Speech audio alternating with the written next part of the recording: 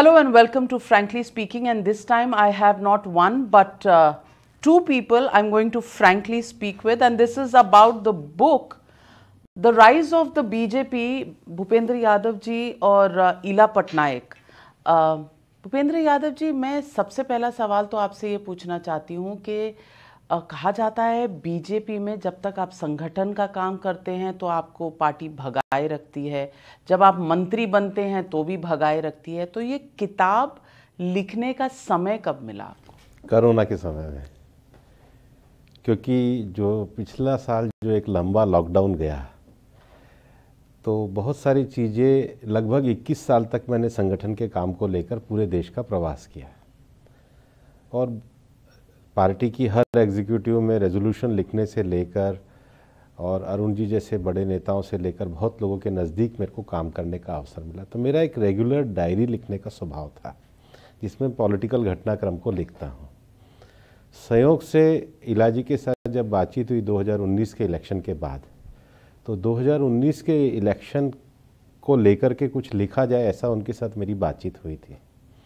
उसको जब आगे बढ़ाया तो हमें ऐसा लगा कि ये बीजेपी की 2019 की जो विक्ट्री है ये एक पूरा बीजेपी की हिस्ट्री है। तो पार्टी का काफ़ी सारा साहित्य मेरे पास शुरू से था, 21 साल तक मैं घूमा भी था, मेरे पास एक डायरी का में भी कुछ लिखा हुआ था। और कोरोना का एक ऐसा समय निकला जिसमें 7-8 महीने हमारे पास थे, तो अपनी किताबें पढ़ के और एक लिखने का समय मेरे को ईला जी के साथ भी मिला। भूपेंद्र यादव जी, ये कैसे हुआ? राइट विंग पॉलिटिशियन और जेएनयू से पढ़ी हुई ईला पटनायक, आप साथ में मिल बैठकर किताब लिख रहे हैं BJP. Ila, you've been known as an economist. This affair or this sojourn with politics, how has it been for you? And were there no problems in writing a book on BJP with a politician of the BJP who would possibly want to paper over some of the negatives of the things that happened? तो आपने ये कैसे balance किया? See, I think the most important thing was to try to understand the BJP. And one thing that a university like JNU teaches you is curiosity and the desire to learn and understand. And that's where I was coming from, that how do I understand the economic policies of the BJP? Because you know that economics and economic policy is not about textbooks and what textbooks say policy should be. They are about politics and the political party, and that's the party decides, the party in power. The political economy that we used to talk about on several budget discussions on Times Now. Absolutely. So, you know, when something gets done or not done, it depends on what the party wants to do. And so for me, it was, how do I understand this party? And I realized that understanding the party meant that one had to look at it historically, one had to understand what it has been trying to do, and not just look at one episode or, you know, one policy or a policy change. That doesn't really tell you where it's coming from and where the change is coming from. So that's how, and in fact, being from JNU and having that desire to learn and curiosity and understanding, I think helped me. Bhupendra Yadav ji, ये आज़ादी का जो sentiment रहता है JNU में, इससे डर नहीं लगा आपको कभी? नहीं, मेरा ये मानना है कि कोई डरने की आवश्यकता नहीं है। और जेएनयू में भी और कहीं भी एजुकेशन इंस्टीट्यूशन में एक पर्सपेक्टिव रहता है, और वहाँ नेशनलिस्टिक पर्सपेक्टिव भी है और बाकी पर्सपेक्टिव भी है। लेकिन जहाँ तक हम किसी भी विचार को लेकर के काम करते हैं, अगर वो संविधान के दायरे के अंतर्गत है, तो इस देश में हर विचार को आज़ादी है और इसलिए संविधान के दायरे के अंदर चर्चा होनी चाहिए। और भारतीय जनता पार्टी की यात्रा भी एक ऐसी यात्रा है जो एक पूरे व्यू को लेकर के, देश का बनाने के व्यू को लेकर के निकले। तो आज अगर वो सेंट्रल स्टेज पार्टी है, तो हमने जितने भी रेफरेंसेस इस बुक में दिए हैं, कोई एक आइडियोलॉजी के साथ जुड़ा हुआ विषय नहीं है। कंटेम्प्रेरी पॉलिटिक्स में जिन्होंने भी पॉलिटिकल राइटिंग करी है, आप देखेंगे लगभग 250 से ज़्यादा रेफरेंसेस हमने लिए हैं। तो सारे कोई राइट विंगर के रेफरेंसेस नहीं है, लेकिन कंटेम्प्रेरी पॉलिटिक्स में अगर आज बीजेपी सेंटर पॉइंट बनी है, तो वो लोगों के सामने विषय आना चाहिए कि बीजेपी ने अपनी यात्रा किस प्रकार से करी देश के डेमोक्रेटिक वैल्यूज़ को बढ़ाने के लिए और अपने डेमोक्रेटिक वैल्यूज़ को सुदृढ़ करते हुए। तो मैं सवाल यहाँ से शुरू करती हूँ, क्योंकि किताब में आपने जो मेंशंस किए हैं उसमें गोलवलकर जी से कहानी शुरू होती है इस किताब में बीजेपी की। गोलवलकर जी का नाम 39 टाइम्स आता है किताब में, हेगड़ेवार जी का नाम 17 बार आता है, लेकिन वीर सावरकर का नाम सिर्फ एक बार आता है। मैं पूछना चाहती हूँ, ये क्या जेएनयू इम्पैक्ट है या सावरकर पे शायद कोई डाउट्स हैं और एक डिफरेंट व्यू पॉइंट भी है इस देश में? देखिए, राष्ट्रीय स्वयंसेवक संघ जो बना है और आज जो आरएसएस का जो एक पूरा सेवाभावी स्वरूप आ रहा है, उसका जो एक नेशनलिस्टिक पर्सपेक्टिव आ रहा है, उसमें गोलवलकर जी की एक महत्वपूर्ण भूमिका थी। आज़ादी के बाद एक ऐसा दौर था जिसमें आरएसएस पे गलत तरीके से कांग्रेस ने प्रतिबंध लगाया, जो बाद में समाप्त हुआ। ऐसे समय में राष्ट्रवादी विचार के लोगों के मन में था कि एक राजनीतिक दल बनाना चाहिए, लेकिन गोलवलकर जी ये जानते थे कि राष्ट्रीय स्वयंसेवक संघ एक सांस्कृतिक कल्चरल संगठन है जिसका एक बड़ा उद्देश्य देश का पुनर्निर्माण जिसको करना है उसके लिए करना है। और मेरा व्यक्तिगत रूप से बहुत मानना है कि गोलवलकर जी प्रोग्रेसिव थे, गोलवलकर जी एक बहुत स्पिरिचुअल व्यक्ति थे, गोलवलकर जी ने अपना जीवन एक निस्वार्थ तरीके से जिया और राष्ट्रीय स्वयंसेवक संघ का जो स्वरूप आया है वो उनकी प्रेरणा और मैं एक ऐसे बड़े मनीषी के रूप में मानता हूँ जिनके आह्वान पर अनेकों लोगों ने अपने जीवन को इस देश की सेवा के लिए समर्पित किया और उसका परिणाम आज हम देखते हैं। सेवा का क्षेत्र हो, शिक्षा का क्षेत्र हो, किसानों का क्षेत्र हो, मजदूरों का क्षेत्र हो, लोग एकदम सेल्फलेस होकर के जिस काम को कर रहे हैं, बड़े उद्देश्य को पूरा कर रहे हैं और मेरा मानना है उनका एक बहुत बड़ा योगदान रहा है। मैं सवाल ये भी पूछना चाहती हूँ कि आपने राष्ट्रीय स्वयंसेवक संघ की बात करी और कहा वो एक कल्चरल ऑर्गेनाइजेशन है, नेशन डेवलपमेंट के लिए था, लेकिन पॉलिटिक्स के साथ उनका क्या नाता है? क्योंकि अक्सर ये वाक्य आते हैं बीजेपी की हिस्ट्री जब डिस्कस होती है कि उनका दखल रहा है कि बीजेपी किस तरह से चले, कौन नेता बने, अलग अलग इराज में कितना आरएसएस कंट्रोल करती है बीजेपी को। ये वाजपेयी जी के समय से इसके बारे में काफ़ी चर्चा हुई। इसके बारे में कुछ खास नहीं रखा। इसके जो 3-4 फेसेस आए, वो जैसे जब 1948 का आया उस समय मलकानी जी ने पत्र लिखा, उस समय मलकानी जी ने ऑर्गेनाइजर में आर्टिकल लिखा, बाकी लोगों ने भी लिखा, लेकिन श्री गुरुजी ने, गोलवलकर जी ने जो जवाब दिया, जो डिस्टेंस किया, उसको कहा है। और किताब में बहुत मैंने दत्तोपंत ठेंगड़ी जी के एक वाक्य को कोट किया है कि we are interrelated but interdependent. हम फाइनेंशियल मैटर में, लीडरशिप के मैटर में जितने भी ऑर्गेनाइजेशन से अलग अलग हैं, एक दूसरे में दखल नहीं देते। किताब में मैंने दत्तोपंत ठेंगड़ी जी के उस वाक्य को कोट करते हुए पूरा विषय उसको स्पष्ट किया है। Ila ji, are you convinced with that argument? Yes, I have read through all the literature that was, part of this, and I've read through all the archival material, and what we've presented there is coming from research that we were able to refer to. We were able to refer to actually a lot of archival material, which very many authors who try to look at the BJP from outside might not have either looked at or had access to. So whatever we were able to authentically say with quotations, with research material, that's what we have put out in the book. There's something that's part of research, पर कुछ चीज़ें ऐसी होती हैं जो part of practical life होती हैं। मैं प्रैक्टिकल लाइफ की बात कर रही हूँ क्योंकि आपने बातचीत भी की होगी लोगों से।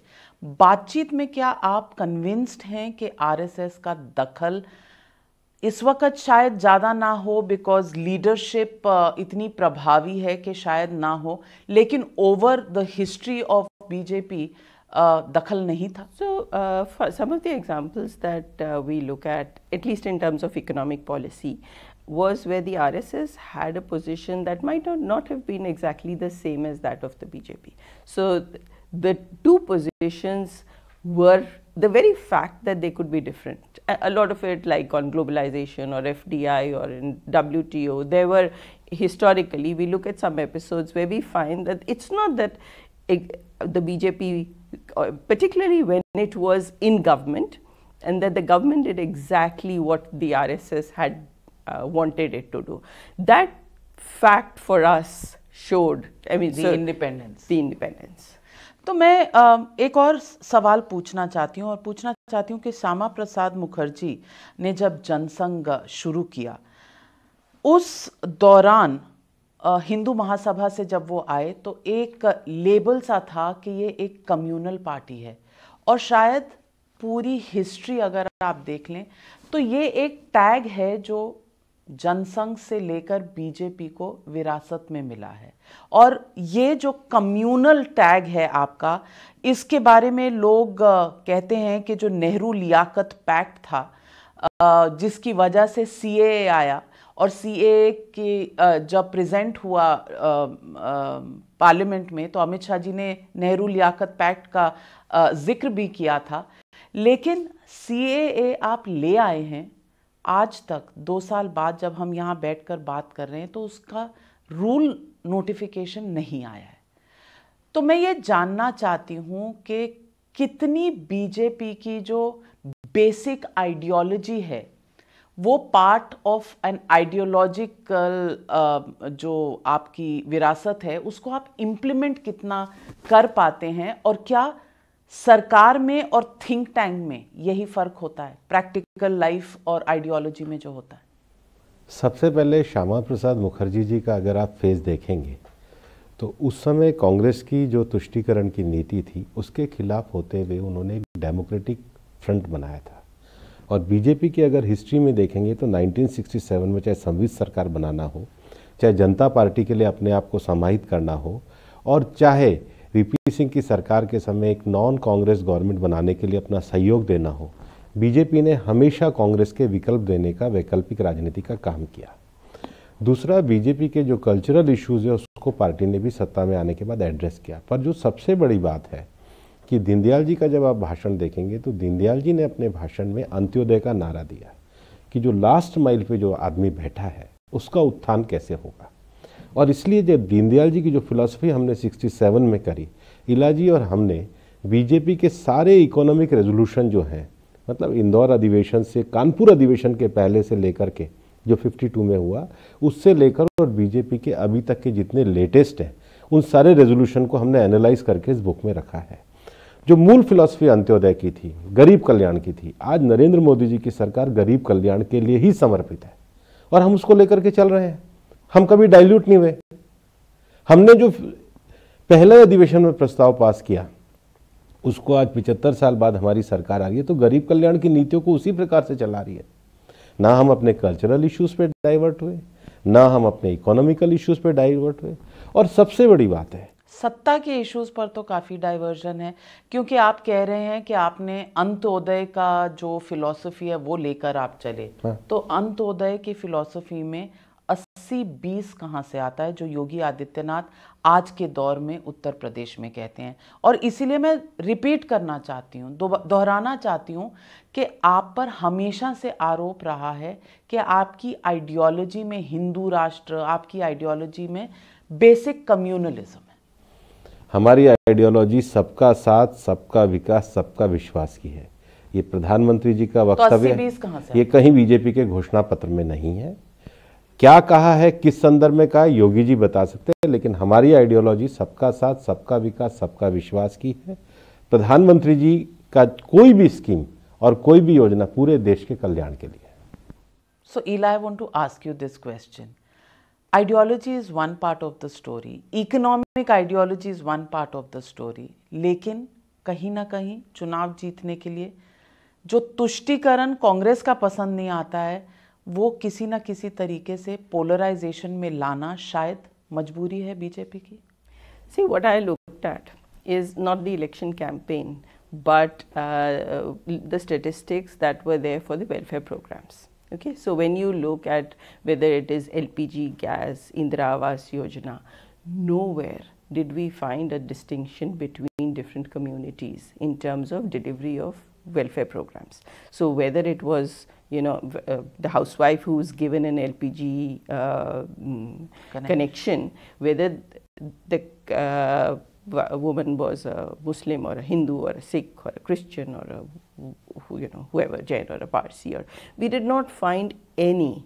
And I given my background and my friends and everybody who would say, oh, but it's there. So I challenge anybody to find one episode where a distinction was made on the basis of religion in the economic welfare programs, which I thoroughly studied. And that's what I did. So, I'm not a politician, that. I don't cover politics, but I look at the implementation of economic policies. And honestly, when I did not see that, for me, that is what matters. Do you seek out a certain community to discriminate against or to favor or disfavor? In none of the web programs of, from 2014 onwards. And I've got all the data. And I've got the election data. So open challenge है, open challenge है, ईला पटनायक जी दे रही हैं कि कोई भी अगर आकर इस मुद्दे पर आपसे बहस करना चाहे, तो आप उनको प्रूफ के साथ डेमोन्स्ट्रेट कर सकती हैं कि कहीं पर भी डिस्क्रिमिनेशन religion पे नहीं. Correct. So I am sitting with all the election commission, all the election data which I've got from the election commission website, and map, as well as all the welfare programs and the aspirational districts which we also refer to, those programs, and nowhere was one able to find any favor or disfavor based on community. तो मैं पूछना चाहती हूँ भूपेंद्र यादव जी, ये आपने बहुत smart move किया है. पॉलिटिक्स की बात आप करते हैं, इकोनॉमिक्स का सर्टिफिकेट आप ईला पटनायक से ले लेते हैं, और history and rise of the BJP के दो वाटर टाइट कंपार्टमेंट्स बना देते हैं. Political rise is being proved bye economic rise, but economy welfare schemes का जो टिप्पणी है वो पॉलिटिक्स पर नहीं हो रहा है. इसलिए आप भी नहीं करना चाहते कि ये 80-20 योगी आदित्यनाथ समझाएंगे. क्यों भाई योगी आदित्यनाथ जी क्यों समझाएंगे? बीजेपी पे किताब लिखने वाले क्यों नहीं समझाएंगे? देखिए, बीजेपी का पर्सपेक्टिव एक नेशनलिस्टिक मूवमेंट का पर्सपेक्टिव है. बीजेपी देश की सेंट्रल स्टेज पार्टी है. बीजेपी एक ऐसी पार्टी है जिसको हिंदुस्तान में कांग्रेस के अलावा दूसरी पार्टी जिसको लगातार मैंडेट मिला है. जब आप देश के पॉलिटिकल प्रोसेस में किसी पार्टी का इतना राइज देखते हैं तो उसके पीछे कोई एक स्टेटमेंट नहीं होता है, उसके पीछे लोगों का डेडिकेशन होता है, उसके पीछे एक डेमोक्रेटिक सेटअप होता है, उसके पीछे लोगों का मतलब बिना स्वार्थ के काम करने का तरीका होता है, उसके पीछे एक आइडियोलॉजिकल बैकग्राउंड होता है. और इस आइडियोलॉजिकल बैकग्राउंड के होने के बाद बीजेपी 77 में जनता पार्टी में हमारे लोग सत्ता में आए, फिर अटल जी के राज में हम यूपीए में सत्ता में आए, फिर प्रधानमंत्री नरेंद्र मोदी जी के राज में आए, अनेक राज्यों में हम आए, अनेक राज्यों में राजनीतिक परिस्थितियों के कारण हमारी सरकार गई. इन सब परिस्थितियों का व्यापक विश्लेषण लोगों के सामने आना चाहिए, उसका प्रयास किया है. पुस्तक लिखते समय मैं कोई राजनीतिक व्यक्ति नहीं था. पुस्तक लिखते समय मेरा एक पॉलिटिकल यात्रा में जो मेरा एक अनुभव रहा है, प्लस इलाजी का जो एक इकोनॉमिकल बैकग्राउंड रहा है, एकेडमिक बैकग्राउंड रहा है, उनको मिला करके देखना चाहिए. पुस्तक कह दूं मैं भूपेंद्र यादव का सिंगल पर्सपेक्टिव है, ऐसा नहीं है. हमारा और इलाजी के बीच में लगभग 300-400 आवर का डिस्कशन हुआ होगा, क्योंकि कोविड के समय में बाकी समय में लगभग 3-4 बार हमने इसकी प्रूफ रीडिंग करी होगी और सारे पर्सपेक्टिव को हम लेकर के आए. इसलिए मैं कहना चाहूँगा इस पुस्तक में केवल ऐसा नहीं है कि केवल राइटिस्ट लोगों के ही हमने कमेंट्स को पुस्तक में डाला. अगर आप इसकी हमारे पुस्तक में रेफरेंसेस को देखेंगे, इवन जो बीजेपी के भी क्रिटिकल रहे हैं, लेकिन कॉन्टेम्प्रेरी पॉलिटिक्स में उन्होंने जो लिखा है उस कॉन्टेम्प्रेरी पॉलिटिक्स को हमने बीजेपी की यात्रा से जोड़ करके एक जो जर्नी है पार्टी की उसके पूरे पर्सपेक्टिव को दिया है. उसको किसी एक वक्तव्य से नहीं जोड़ा जा सकता है. वो अनेकों लोगों के जीवन का बलिदान है, अनेकों लोगों का डेडिकेशन है, अनेकों लोगों की सेल्फलेस सेवा है. और इसलिए बीजेपी की इस सेवा यात्रा में जो लोग दिखते हैं वो बीजेपी नहीं है. जिन्होंने बीजेपी के लिए काम किया है और कभी जीवन में कुछ नहीं लिया, वो लोग भी बीजेपी हैं, उनका भी कंट्रीब्यूशन बहुत है. भूपेंद्र यादव जी, आपने काफ़ी चीज़ें बताई हैं किस तरह बीजेपी का वोट शेयर किसी ज़माने में 5-7% होता था, बढ़कर 1991 में ये 20% हुआ। आपके 2 सीटों से किस तरह बढ़त हुई, आपने उसका भी पूरा व्याख्यान दिया है। जब अटल बिहारी वाजपेयी की सरकार आई 13 दिन के लिए, फिर 13 महीने के लिए, गिरधर गोमांग के बारे में आपने कहा। लेकिन आपने ये भी कहा है कि हरिवंश जी जो राज्यसभा के डेप्यूटी चेयरमैन हैं, उनकी किताब से आपने कहा है कि राम मंदिर के इशू पर चंद्रशेखर की सरकार से विड्रॉल ऑफ सपोर्ट हुआ था राजीव गांधी को, जब उनको पता चला कि शायद राम मंदिर का एक ऑर्डिनेंस आने वाला है चंद्रशेखर की सरकार द्वारा। इस पर क्या रिसर्च है और इसके तथ्य क्या हैं? ये तो उस समय हरिवंश जी लगातार चंद्रशेखर जी के साथ रहे थे और चंद्रशेखर जी की तो ऑथेंटिकेट जीवनी है वो हरिवंश जी ने लिखी है। वो प्रभात खबर के लंबे समय तक संपादक भी रहे हैं और हिंदी पत्रकारिता जगत में बड़ा नाम है। आज वो राज्यसभा के डिप्टी चेयरमैन भी हैं। तो हरिवंश जी ने अपनी पुस्तक में जो तथ्य लिखे हैं, क्योंकि चंद्रशेखर जी के सबसे नज़दीक वही थे, और आप चाहे चौधरी चरण सिंह की सरकार गिराने में कांग्रेस ने अपने बड़े नेताओं का उपयोग किया हो, चाहे चंद्रशेखर जी की सरकार गिराने में किया हो, चाहे इंद्र कुमार गुजराल जी की सरकार बनाने में किया हो, और जिन तथ्यों पे किया है, मैंने गुजराल साहब की भी ऑटोबायोग्राफी में से कोट किया है, उन तथ्यों को ही हमने किया है। और इसलिए जो हरिवंश जी ने उस राजनीतिक परिस्थिति में कहा है कि जैसे ही राम मंदिर का समाधान हो रहा था, कांग्रेस ने चंद्रशेखर जी की सरकार को गिराया है, उन्होंने बहुत इसको फैक्ट के बेस पे, और चूंकि वो मीडिया एडवाइजर थे, उन्होंने लिखा है, उसको मैंने इस पुस्तक में कोट किया है। लेकिन ये टाई अप करता है बीजेपी के अपने एक्सपीरियंस से, अपनी इंफॉर्मेशन से, सीनियर लीडर से बातचीत से। उस समय में वार्ता चली थी, वार्ता करने में दोनों पक्ष गए थे, और मेरे साथ लंबे समय तक मैंने सूर्य किशन जी उस समय विश्व हिंदू परिषद के संयुक्त महामंत्री होते थे, उनको मैंने रेफरेंस में नहीं दिया, लेकिन मैंने उनके साथ लगभग 15-16 वर्षों तक काम किया है, और वो उस पूरे वार्ता प्रोसेस में इन्वॉल्व थे। उस समय संघ विश्व हिंदू परिषद बहुत सारे नैरेटिव और विषय थे, लेकिन ये बात बिल्कुल सही है कि वार्ता करवाते समय भी कांग्रेस की मंशा इस विवाद को सुलझाने की नीति, हिस्टोरिकल फैक्ट है। मैं आपसे सवाल एक और पूछना चाहती हूँ जो आपकी हिस्ट्री से कहीं ना कहीं जुड़ा हुआ है। वो ये बात है कि वाजपेयी जी और आडवाणी जी 2 लीडर हुआ करते थे, एक प्रेसिडेंट पार्टी का, एक जनरल सेक्रेटरी। ज़्यादा लोकप्रिय शायद वाजपेयी जी को माना जाता है, आडवाणी जी को नहीं इतना। आपने एक मेंशन इस बात का भी किया है कि पहले 2014 से पहले पार्टी में थोड़ी सी डिफरेंस ऑफ ओपिनियन था, जेनरेशनल डिफरेंस ऑफ ओपिनियन। तो ये जो जेनरेशनल डिफरेंस ऑफ ओपिनियन था, ये आडवाणी जी की लीडरशिप को लेकर था। 2009 में उन्हें प्राइम मिनिस्टीरियल कैंडिडेट फेस बनाया था। इस पर डिफरेंस ऑफ ओपिनियन था पार्टी में, जेनरेशनल था या ओवरऑल था, किस तरह का? मैंने ऐसा इस संदर्भ में नहीं लिखा है। जो जेनरेशनल चेंज है वो मैंने लिखा है। बीजेपी एक ऐसी पार्टी है जिन्होंने हर 15-20 साल में नई जनरेशन को स्थान दिया है। जैसे जब अब 80 के दशक में वाजपेयी जी के नेतृत्व में पार्टी बनी तो एक नया नेतृत्व आया। उसके बाद जब आडवाणी जी के नेतृत्व में बनी तो प्रमोद जी, अरुण जी, सुषमा जी, एक नया नेतृत्व आया। उसके बाद जब राजनाथ जी के नेतृत्व में बनी तो फिर वापस से नए नेता आए।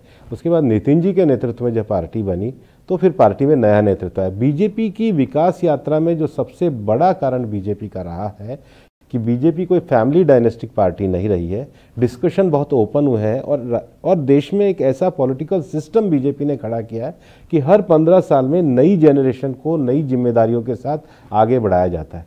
और इसलिए अगर आप पिछले 12-15 सालों में देखेंगे तो आज देश की सबसे बड़ी पार्टी कांग्रेस से मैं तुलना नहीं करना चाहता हूँ, लेकिन वहाँ केवल एक परिवार से आगे परिवार नहीं जा रही है।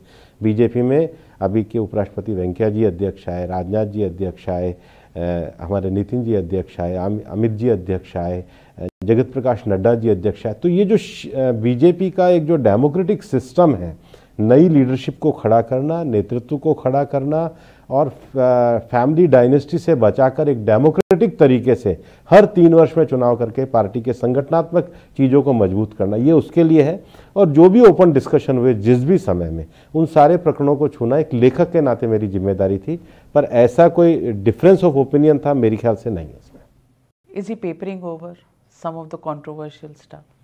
So I think that the point that we try to bring out in the book is that this is a party which allows people to enter at a junior level and then to rise because of the system that has been put in place, that there is democracy in the party and it is not a family rule.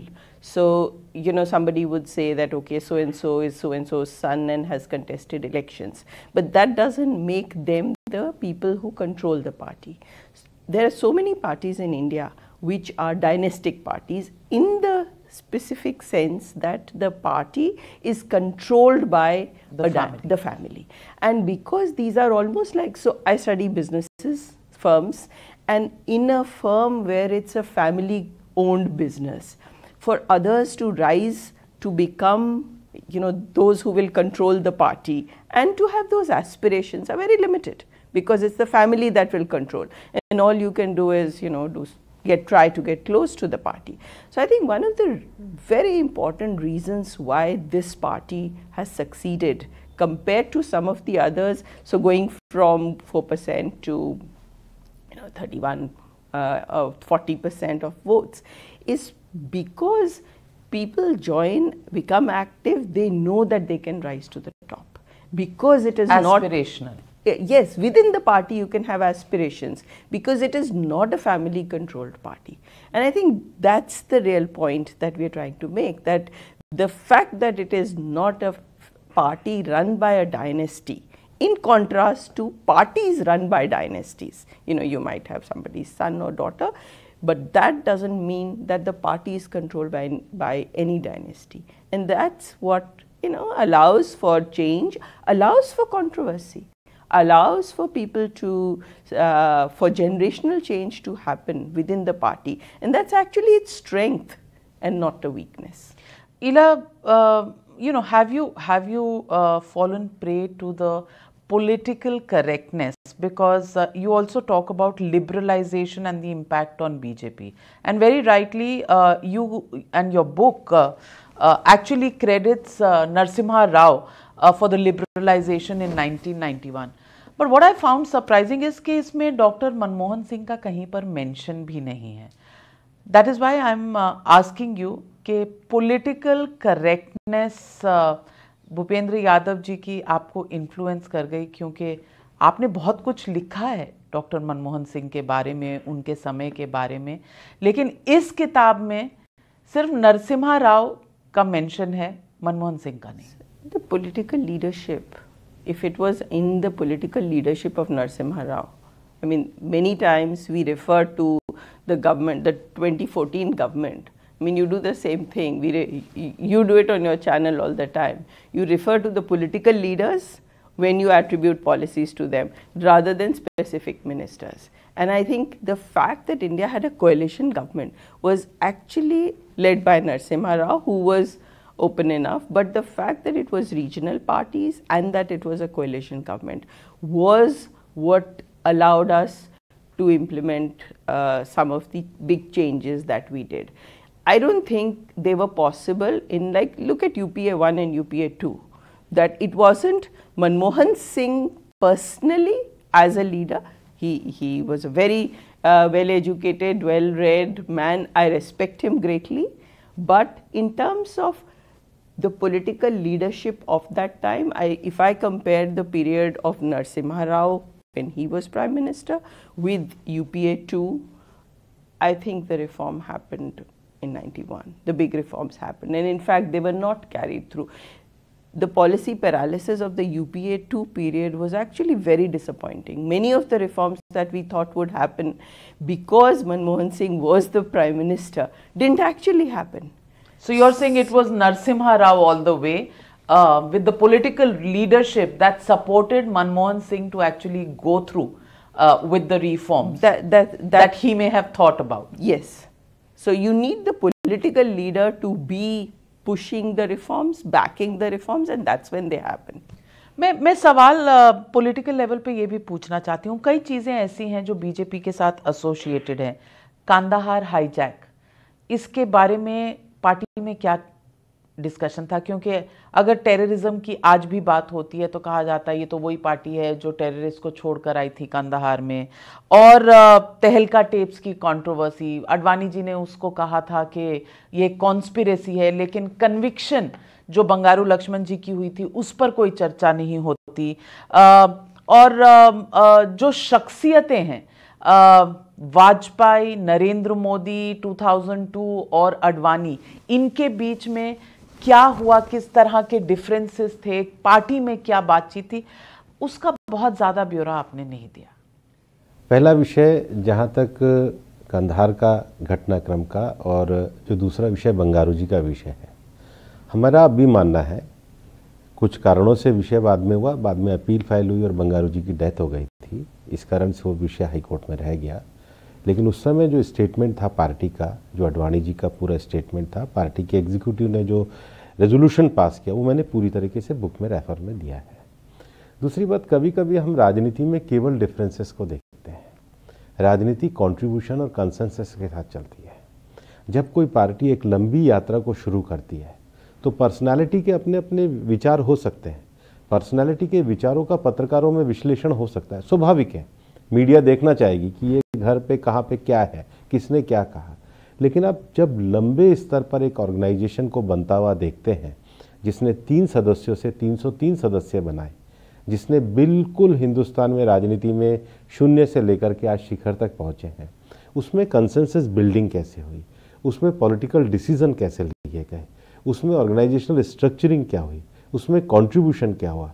तो BJP के narration में अगर आप देखेंगे तो सबने एक दूसरे को साथ देते हुए विषय आगे बढ़ाए। डिफरेंसेस हुए ऐसे नहीं है, जैसे माधोक जी वाजपेयी जी का डिफरेंस हुआ तो हमने कोट किया है।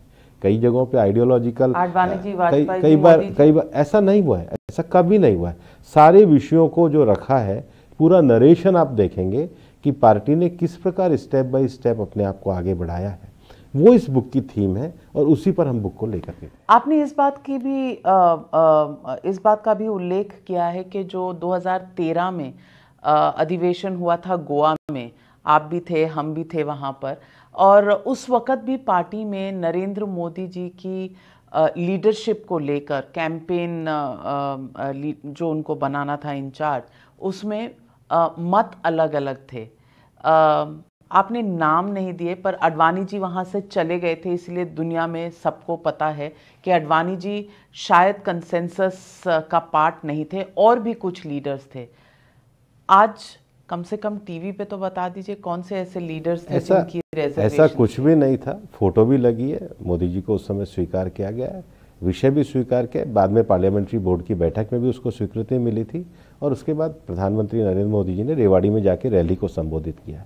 एक्चुअल जो बात थी वो मैंने सच्चे तरीके से लिखी है। पीछे की बात आप नहीं बता रहे, तो ये किताबें ऐसा कुछ था नहीं, ये इंटरप्रिटेशन आपका है। जूनियर रिपोर्टर थे तब, और हमें बड़े लीडर्स ने दिया था साउंड बाइट ये कहते हुए कि देयर वर ABC, जिसमें शायद 2 लोग उनमें से अब इस दुनिया में नहीं हैं, जो A हैं और जो C हैं, उनकी चर्चा होगी। आप भी समझ रहे होंगे मैं किन की बात कर रही हूँ। तो ये बात काफ़ी ओपन में थे, पर आप उसको लिखने से और उसके बारे में बात करने से थोड़ा कतराए हैं।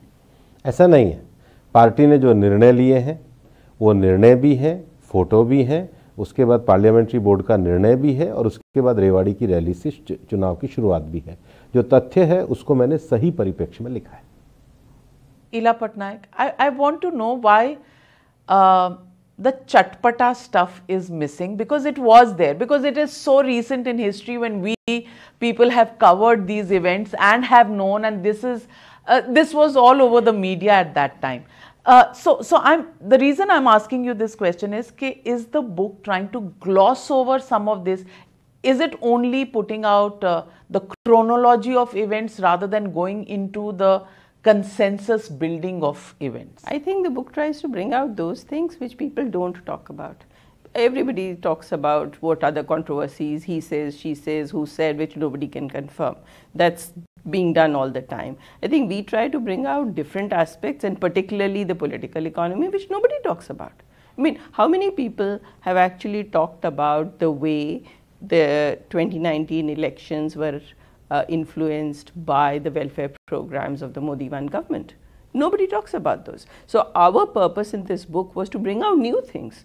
We don't, I mean, I am certainly not interested in writing a chatpata journalist book about controversies Stop that may or may not about have happened. controversial stuff that is reported by journalists. All of you read it. We enjoy it while we read it, we forget it. That's a pure academician's look at you know, what most normal people enjoy. I plead guilty to being an academician.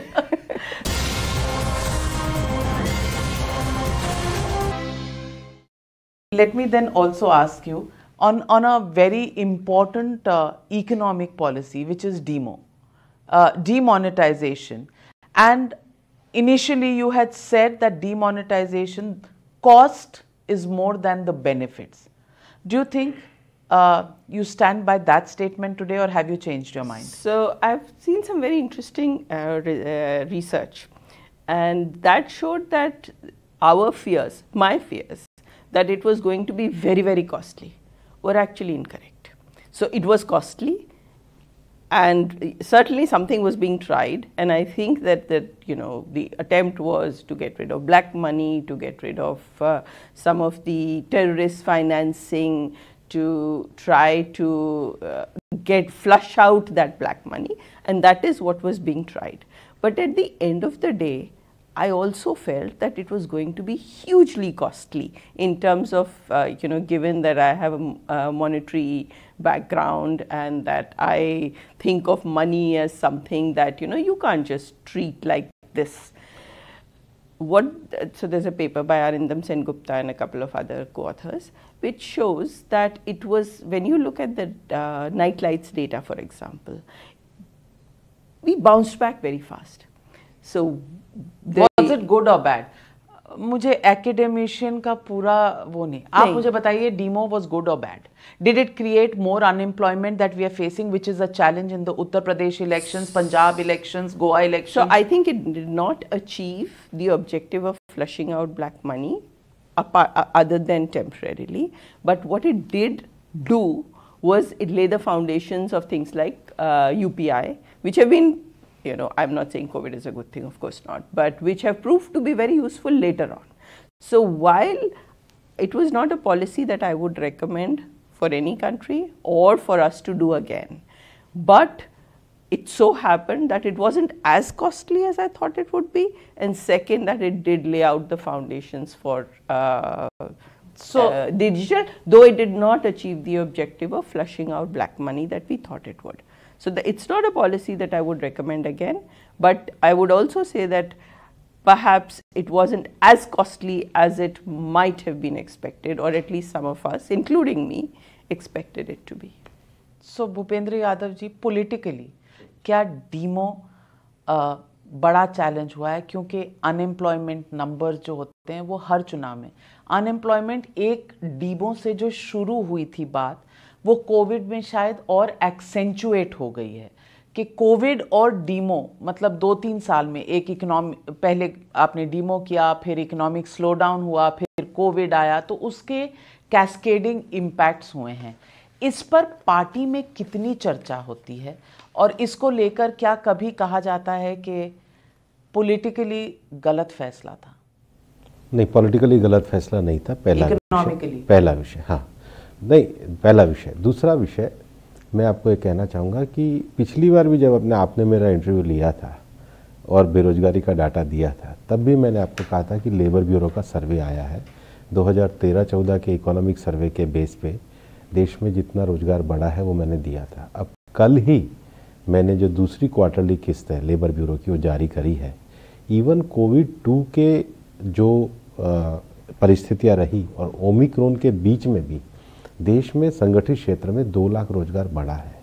महिलाओं की भी संख्या 29% से बढ़कर 32% हुई है. कंपनियों का जो रजिस्ट्रेशन है वो भी बढ़ा है.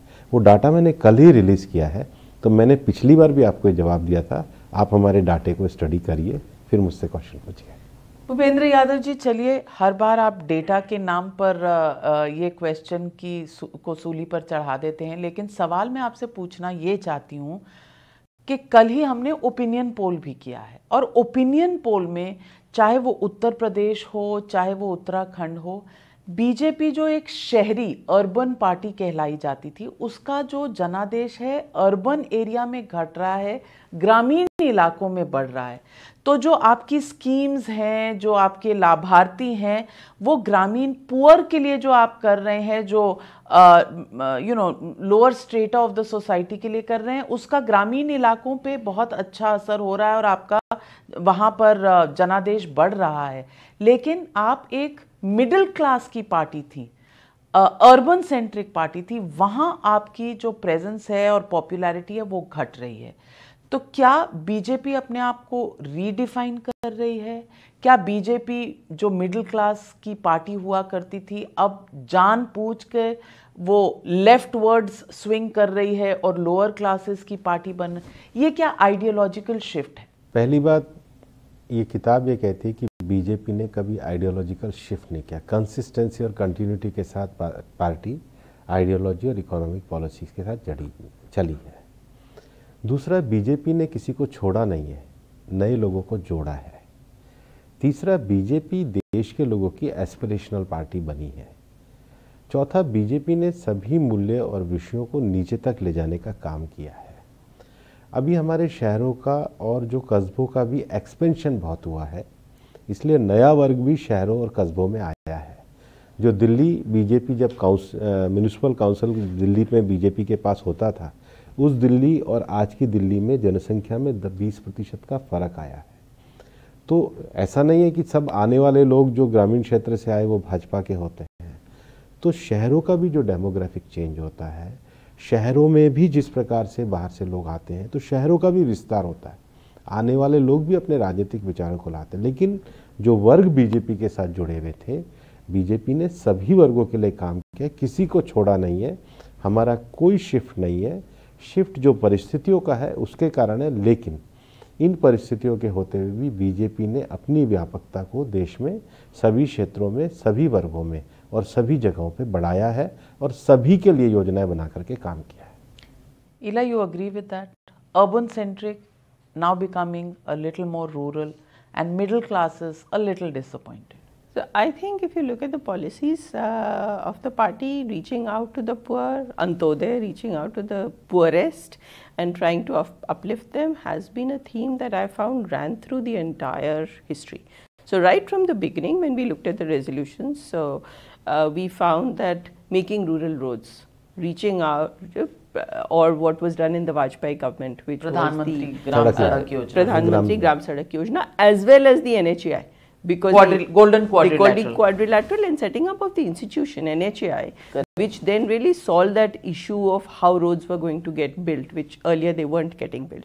So reaching out to people who've not been reached out to and to try to uplift their standard of living has been a theme that has run through all political economic resolutions I looked at. It ran through parties, policies, wherever and whenever, whether in central government or in state government. So it's been, I think it's very logical. The any political party would want to reach out to more and more, especially when, you know, that's its main mandate, that how else would it grow from 4 to 5% to 40% by reaching out to more and more people.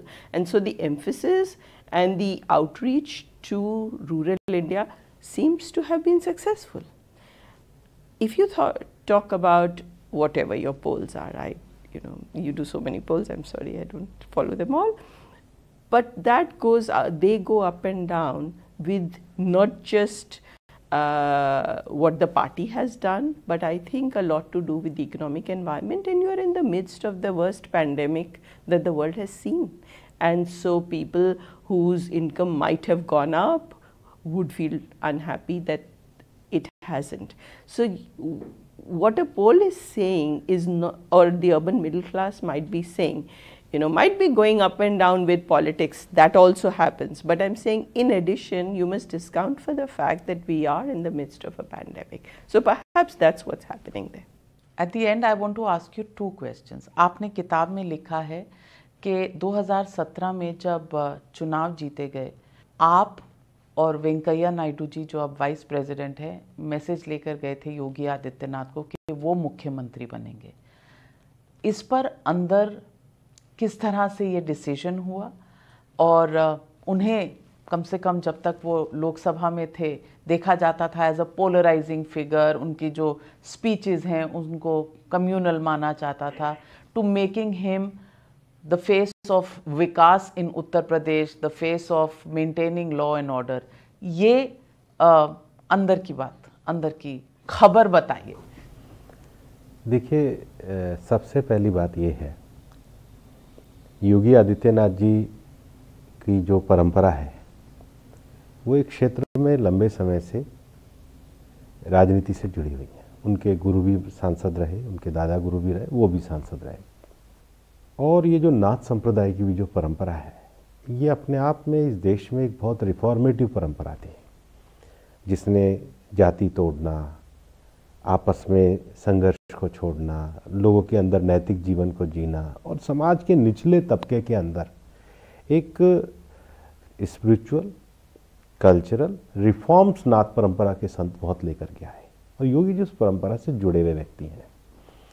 इसलिए आपको किसी को भी कह देना कि ये communal है, ऐसा नहीं है। वो एक अच्छी नाथ संप्रदाय की परंपरा, जो हिंदू समाज में भी बहुत सुधारवादी परंपरा है, उसका प्रतिनिधित्व कर रहे थे। और एक लंबे समय से राजनीतिक प्रतिनिधित्व भी उनके मठ को लगातार मिला, जो उनकी स्वीकार्यता को भी दर्शाता है।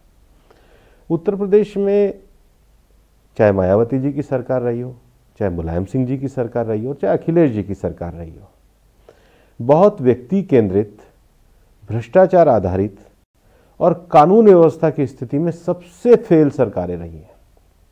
समाजवादी के दौर को, बीएसपी के दौर को लोग भूल नहीं सकते कि किस प्रकार की कानून व्यवस्था की स्थिति थी। तो उनकी स्वच्छ छवि, परंपरा, सुधारवादी दृष्टिकोण और कानून व्यवस्था की स्थिति को यूपी में सुधार करके विकास के रास्ते पर लाने का काम, जब नेतृत्व के सामने बीजेपी में जो निर्णय लेने की परंपरा है, जो पार्लियामेंट्री बोर्ड में निर्णय लेने की परंपरा है, विचार अपने हो सकते हैं, लेकिन जब इसको व्यापक दृष्टि से देखा गया तो निश्चित रूप से उत्तर प्रदेश में लगा कि योगी आदित्यनाथ जी हिंदू क्रेडेंशियल्स और वो appeal of the saffron dress, तो सैफरन ड्रेस क्या बुरा है? हिंदू सन्यासी सैफरन नहीं पहनेगा तो क्या पहनेगा? तो ये वो तो कोई भी था। ये इसमें क्या बुरी बात है? एक परंपरा आपको शायद आपने रिसर्च किए तो आपने उनके वक्तव्य को पार्लियामेंट में और पार्लियामेंट के बाहर भी पढ़े होंगे। उनका कोई वक्तव्य मुझे गलत नहीं लगता है। मैं नहीं मानता योगी आदित्यनाथ कोई ऐसा कोई भड़काऊ भाषण देते हैं, मुझे नहीं लगता है। अब की बात नहीं कर रही हूँ, अब से पहले की बात कर रही हूँ। नहीं, वो सांसद के नाते भी आप उनके सारे स्पीचेस को देखिए।